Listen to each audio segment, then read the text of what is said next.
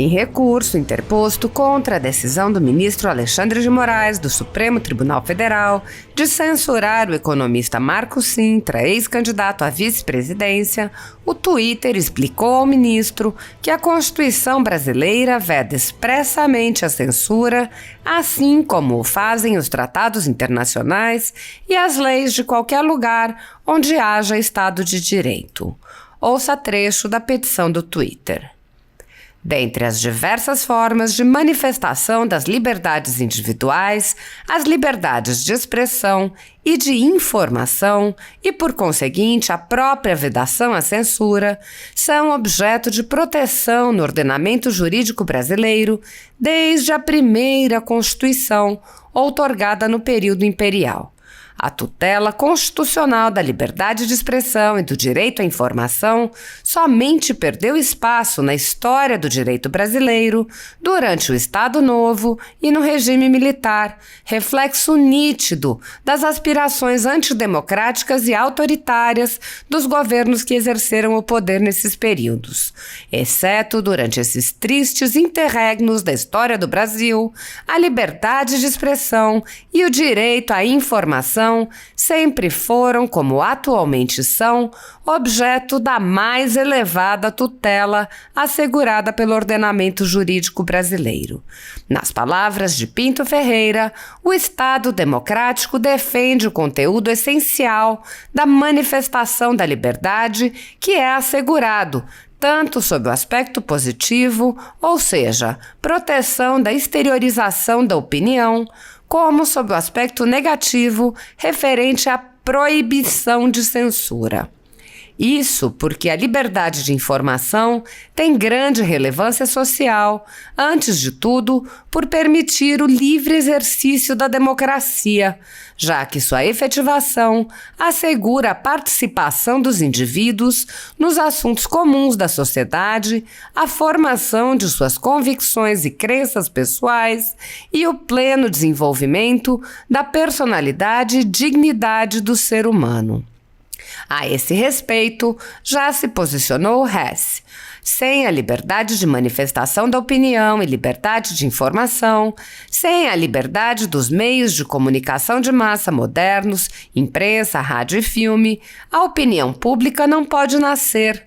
O desenvolvimento de iniciativas e alternativas pluralistas, assim como formação preliminar da vontade política, não são possíveis. Publicidade da vida política não pode haver.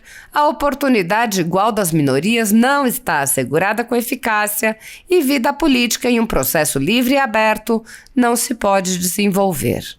Não é outro o entendimento de Robert Dahl, para quem cidadãos silenciosos podem ser perfeitos para um governo autoritário, mas seriam desastrosos para uma democracia. No mesmo sentido, conforme lição de Roberto Dias, não há democracia sem transparência e o debate de ideias.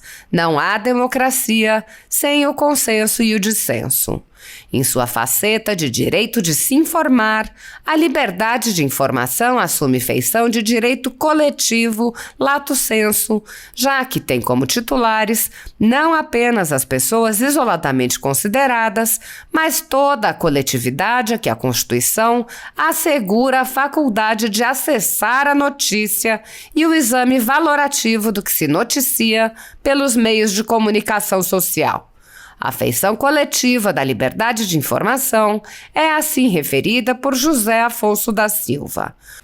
O direito de informar, como aspecto da liberdade de manifestação do pensamento, revela-se um direito individual, mas já contaminado de sentido coletivo, em virtude das transformações dos meios de comunicação, de sorte que a caracterização mais moderna de direito de comunicação, que especialmente se concretiza pelos meios de comunicação social ou de massa, envolve a transmutação do antigo direito de imprensa e de manifestação do pensamento por esses meios em direitos de feição coletiva. Traduzindo tal preocupação, a Constituição Federal de 88 vedou expressamente a censura, de forma a garantir a convivência em sociedade segundo os ditames do Estado Democrático de Direito. Artigo 5º. Todos são iguais perante a lei, sem distinção de qualquer natureza, garantindo-se aos brasileiros e aos estrangeiros residentes no país a inviolabilidade do direito à vida, à liberdade, à igualdade, à segurança e à propriedade nos termos seguintes. 9. É livre a expressão da atividade intelectual, artística, científica e de comunicação, independentemente de censura ou licença. Artigo 220. A manifestação do pensamento, a criação, a expressão e a informação, sob qualquer forma, processo ou veículo, não sofrerão qualquer restrição, observado o disposto nesta Constituição. Parágrafo 2º. É vedada toda e qualquer censura de natureza política, ideológica e artística.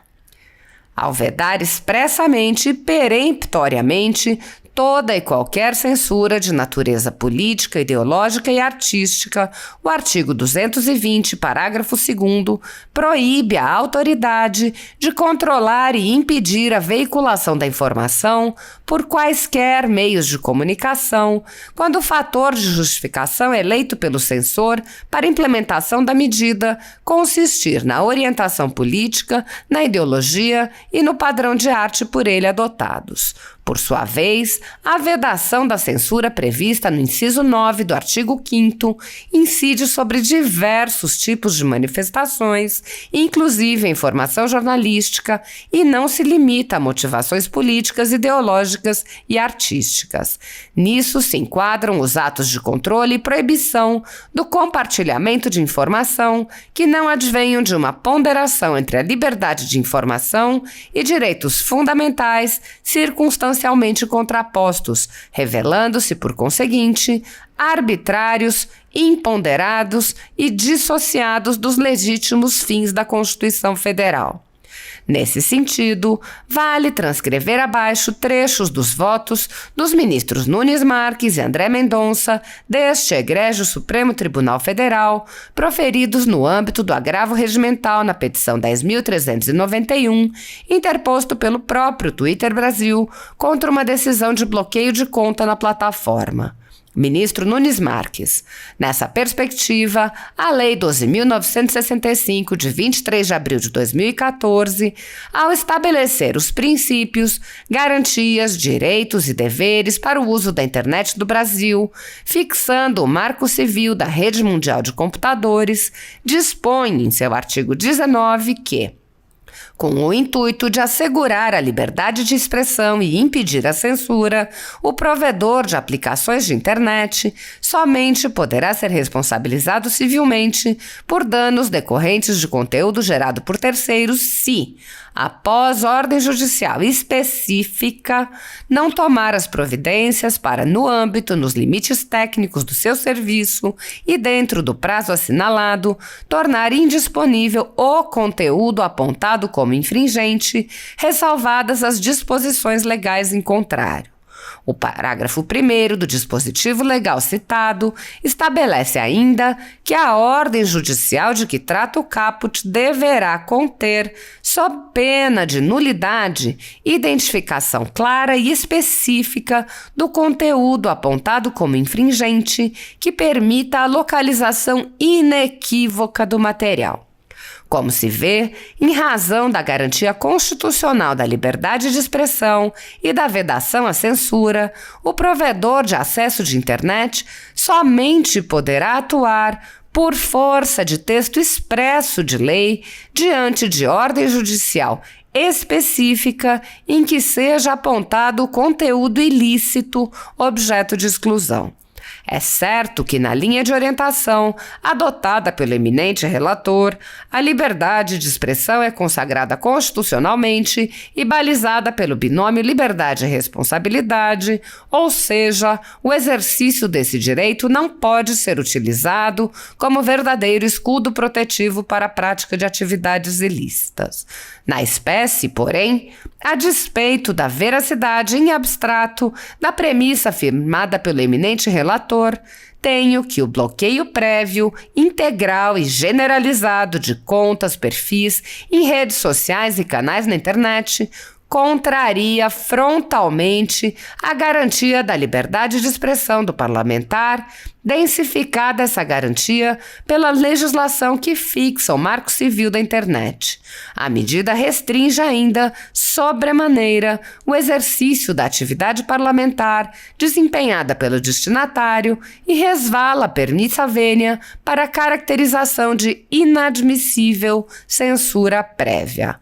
Com essas considerações, pedindo respeitosa vênia para divergir, dou provimento ao agravo regimental para revogar as determinações de bloqueios de perfis, contas ou canais do Partido da Causa Operária. Ministro André Mendonça.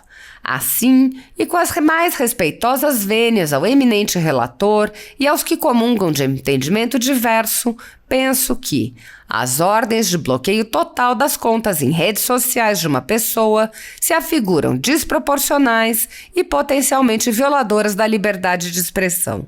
Por fim, vale lembrar ainda o teor do artigo 19 do Marco Civil da Internet, que assim dispõe. Cabe, desta forma, em vista de vídeos ou postagens que violem a ordem jurídica, o apontamento específico de cada conteúdo para a respectiva exclusão, caso a caso, sempre por ordem judicial fundamentada e jamais diretamente por comunicação da autoridade policial às plataformas digitais, sem embargo de outras medidas dissuasórias, as quais devem ser aplicadas de forma progressiva. Ante o exposto, dou provimento ao agravo regimental para revogar a ordem de bloqueio irrestrito de canal ou de conta, cabendo apontamento específico de cada conteúdo ilegal para exclusão, caso a caso, da respectiva postagem ou vídeo. Como se observa, o conceito de censura hoje não se limita aos atos de cerceamento da liberdade de informação emanados do Poder Executivo, abrangendo também aqueles provenientes dos poderes legislativo e do próprio Judiciário. Nas palavras do ministro Celso de Mello, a censura governamental, emanada de qualquer um dos três poderes, é a expressão odiosa da face autoritária do poder público. Em outra oportunidade, registrou o eminente ministro que o exercício por alguns juízes e tribunais do poder cautelar geral transformou-se em inadmissível instrumento de censura estatal, com grave comprometimento da liberdade de expressão, aí compreendida a liberdade de imprensa. Ou, em uma palavra, o poder cautelar geral é hoje o novo nome da censura. A verdade é, em suma, que ao estabelecer que é livre a manifestação do pensamento, sendo vedado o anonimato, e que a manifestação do pensamento, a criação, a expressão e a informação, sob qualquer forma, processo ou veículo, não sofrerão qualquer restrição, observado o disposto nesta Constituição, os artigos 5º, inciso 4 e 220 caput da Constituição Federal nitidamente visam afastar a interferência no direito de se expressar e de se informar e, no que importa ao presente caso, de exercer livremente a democracia. A Constituição Federal, assim como a interpretação a ela conferida por esse egrégio Supremo Tribunal Federal, não autoriza a limitação preventiva à liberdade de expressão e manifestação, cujos eventuais abusos ou mesmo condutas que caracterizem a prática potencial de crimes devem ser avaliados a posteriori com a determinação do dever de indenizar ou do cumprimento de pena.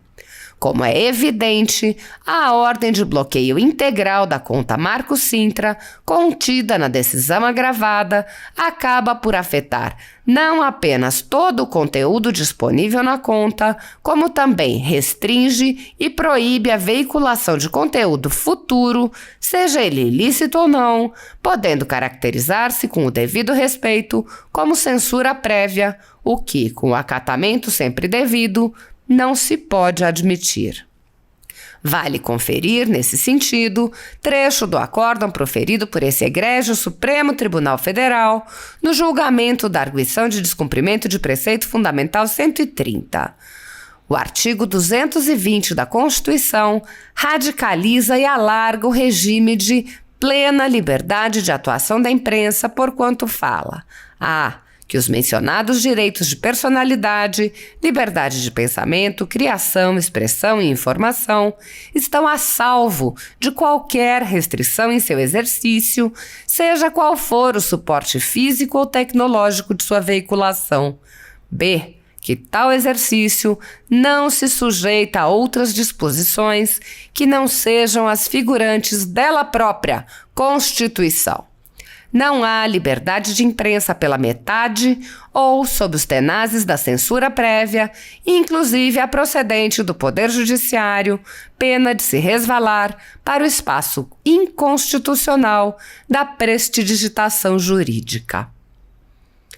Como recentemente reconhecido por esse egrégio Supremo Tribunal Federal, em acórdão da lavra do eminente relator ministro Alexandre de Moraes, ao apreciar o caso envolvendo a suspensão da publicação de livro biográfico de Suzanne von Richthofen, que, no entanto, não há permissivo constitucional para restringir a liberdade de expressão no seu sentido negativo, ou seja, para limitar preventivamente o conteúdo do debate público em razão de uma conjectura sobre o efeito que certos conteúdos possam vir a ter junto ao público.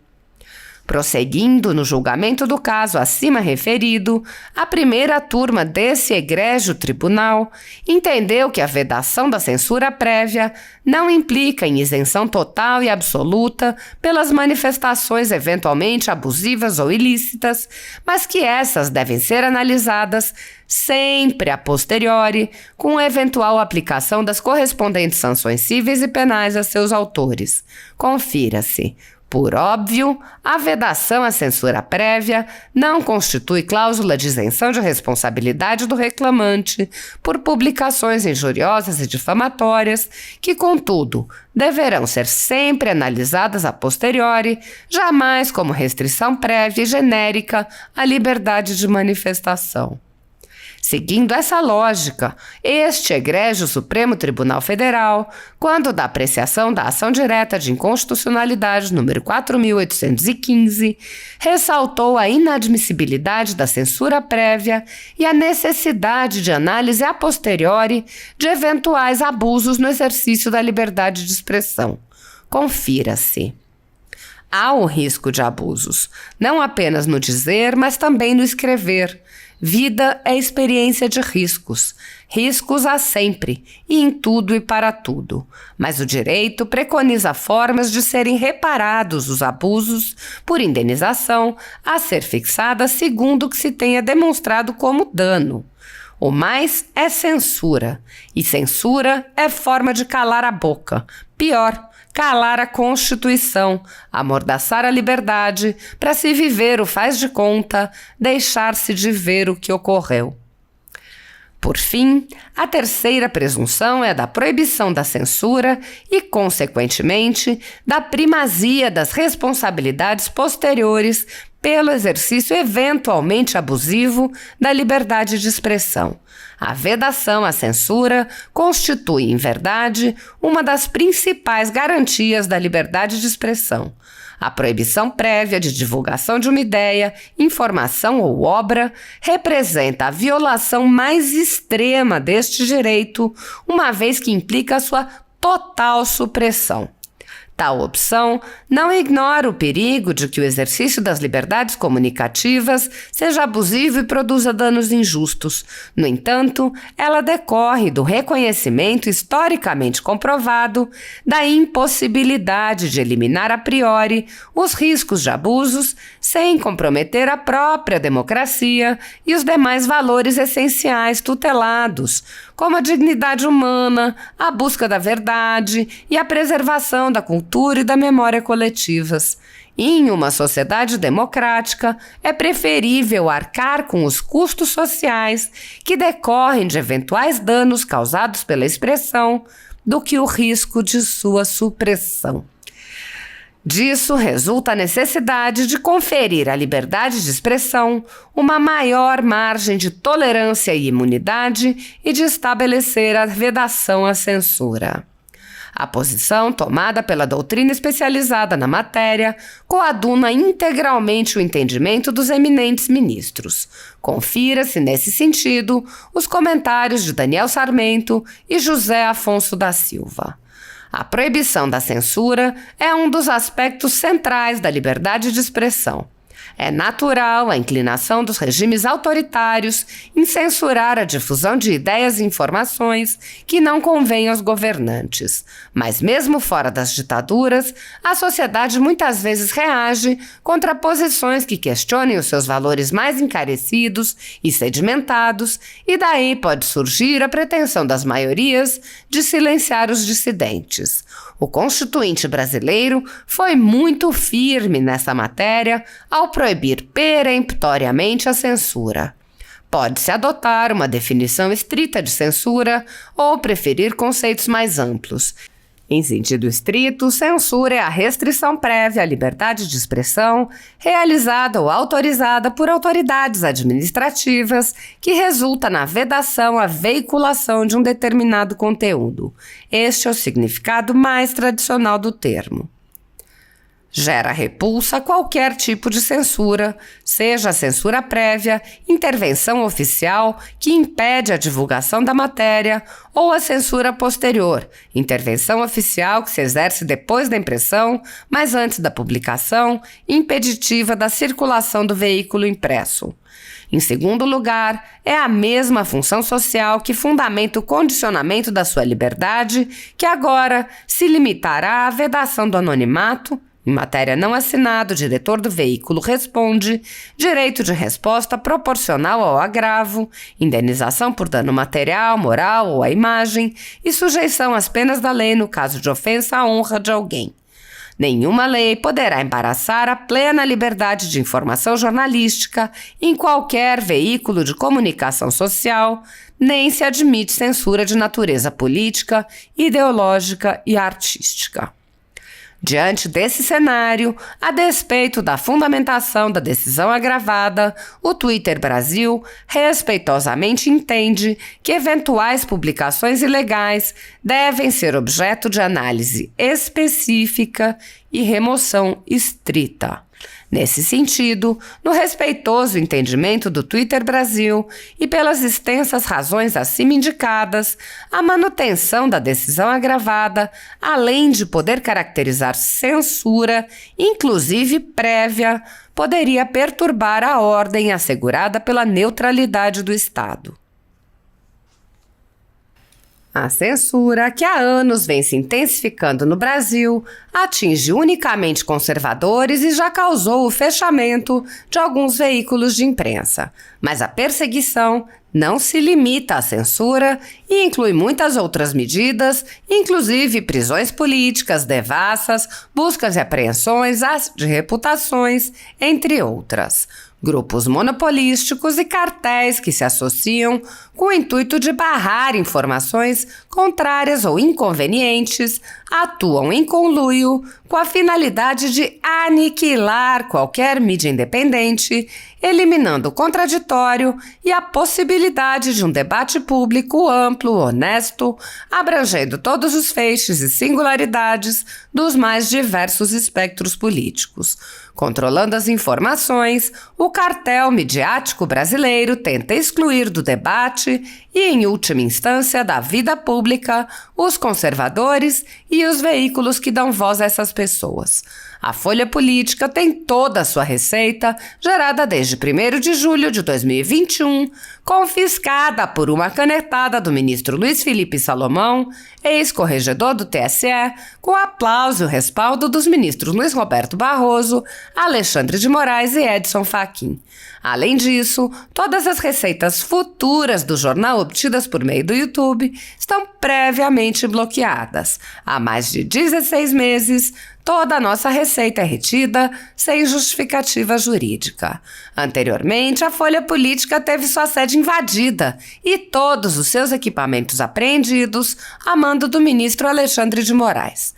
Mesmo assim, a equipe continuou trabalhando como sempre, de domingo a domingo, dia ou noite, para trazer informação sobre os três poderes e romper a espiral do silêncio imposta pela velha imprensa, levando informação de qualidade para todos os cidadãos e defendendo os valores, as pessoas e os fatos excluídos pelo mainstream, como o conservadorismo e as propostas de cidadãos e políticos de direita.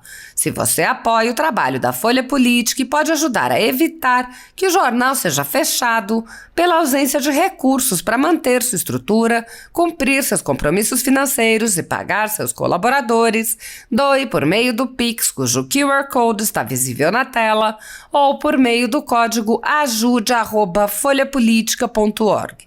Caso não utilize Pix, há a opção de transferência bancária para a conta da empresa Raposo Fernandes, disponível na descrição deste vídeo e no comentário fixado no topo. A Folha Política atua quebrando barreiras do monopólio da informação há 10 anos e, com sua ajuda, poderá se manter firme e continuar a exercer o seu trabalho. Pix ajude@folhapolitica.org.